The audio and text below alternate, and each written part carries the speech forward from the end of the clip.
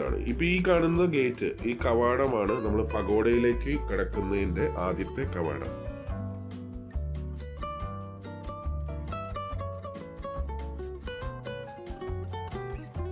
നമുക്ക് ദൂരെ നിന്ന് നോക്കുമ്പോൾ തന്നെ പഗോഡ എന്ന ധ്യാന കേന്ദ്രത്തിന്റെ മുകളിലെ സ്വർണ്ണ നിറത്തിലുള്ള മകുടം നമുക്ക് ഇവിടെ നിന്ന് അകലെ നിന്ന് തന്നെ നമുക്ക് കാണാൻ കഴിയും.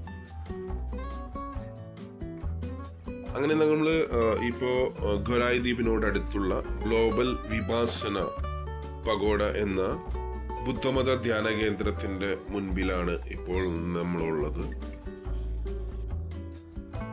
ഇപ്പൊ കാലത്ത് തന്നെ ആയതുകൊണ്ട് തന്നെ അധികം ആളുകളൊന്നും വന്നു തുടങ്ങിയിട്ടില്ല.